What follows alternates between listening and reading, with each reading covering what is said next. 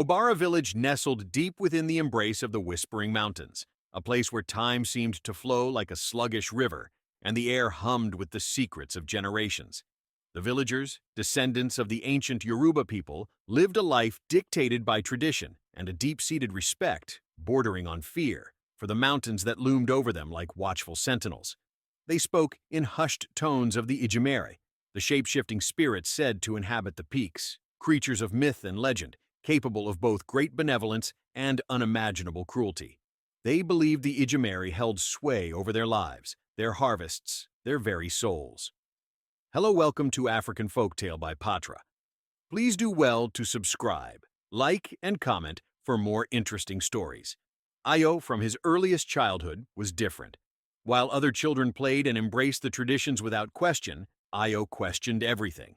He was fascinated by the stories of the Ijimere, but his curiosity wasn't rooted in fear. He wanted to understand, to unravel the mysteries that shrouded the mountains. This inquisitive nature set him apart, making him an outsider in his own village.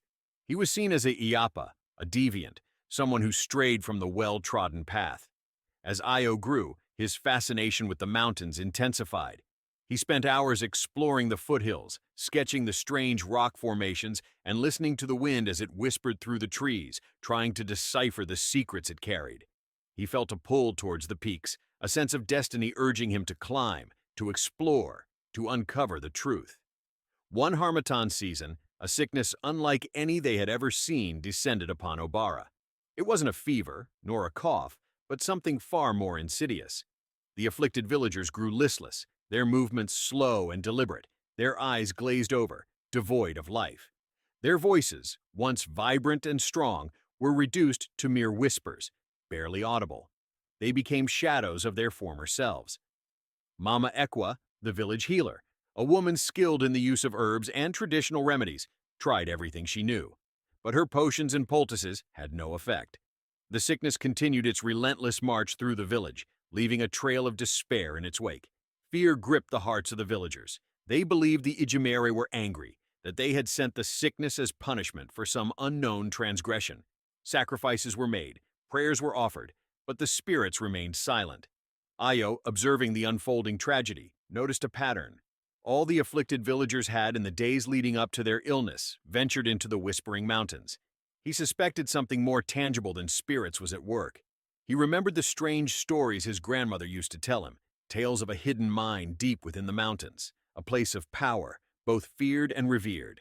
He decided to explore. He knew the villagers would oppose him. They were too afraid, too convinced of the Ijimere's wrath. So he went alone, following a barely discernible path that snaked its way up the mountain, a trail known only to the hunters and the Babalawo, the village priests. The path led him to a cave, its entrance shrouded in a perpetual mist, a place the villagers avoided at all costs.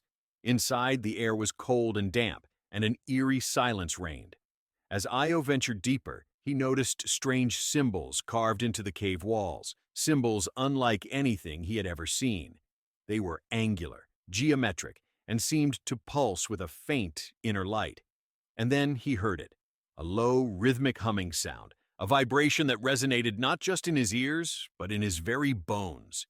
He followed the humming sound deeper into the bowels of the mountain, until he reached a vast cavern, and there, in the center of the cavern, he saw it.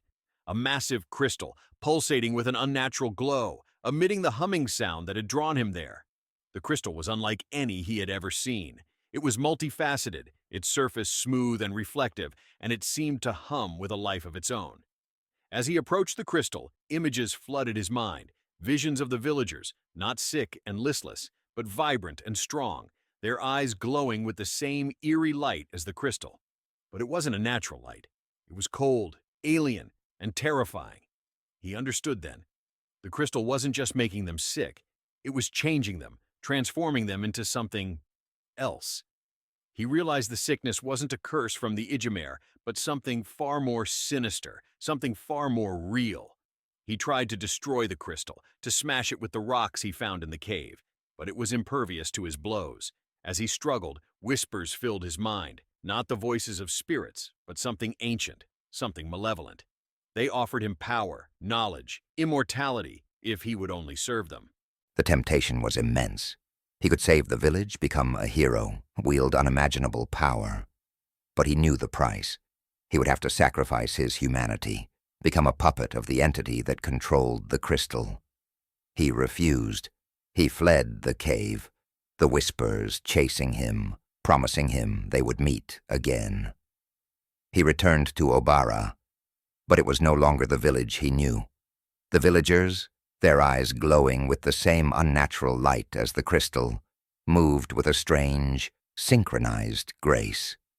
They were no longer themselves. They were changed. Mama Ekua, her eyes now burning with the same eerie light, greeted him with a chilling smile.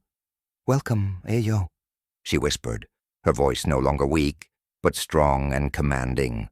"We have been waiting for you."